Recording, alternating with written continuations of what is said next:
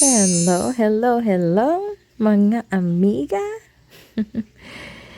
So, another ganap tayo today. So, ang ganap is pupunta ako ng supermarket ngayon para bumili ng mga Christmas decorations. Kalalabas ko lang ng work. So, diretso akong supermarket para makapag-decorate kami this weekend. Ito yung kwento ko. Ito yung kwento ko. Diyos ko po, hindi ako mabot ng supermarket. Wala akong gas. Low and fuel ako. Diyos ko, dahil buti na lang may malapit na gas station. Hindi ko pa naman kasama si Andrew. Dito kasi sa Amerika, walang gasoline boy. So, madalas si Andrew yung nagpapagas ng kotse. Ay, Diyos ko, stress na stress ako. Dahil stress na stress ako. But anyway, naitawid ko naman ng matiwasay. Nakapagpagas tayo dyan. So,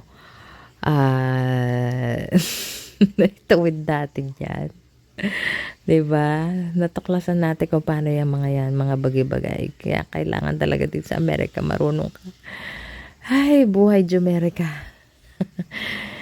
Anyway, yan yung gas station. So, perfect siya. Ay, at ito nga pala yung mga nabili ko na Christmas decorations. So, super ganda nito kasi projector siya. Hindi ka mo na, alam mo yon, aminin nyo, after Christmas, diba, ang dami mong ililigpit na mga abubot, mga Christmas lights mo.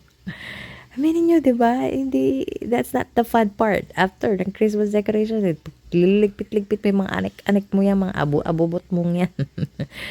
So, ito na-discover ko, projectors. Tuwang-tuwa yung anak ko, diba, yung habang yung asawa ko, litong-lito siya kung paano niya ilalagay yan.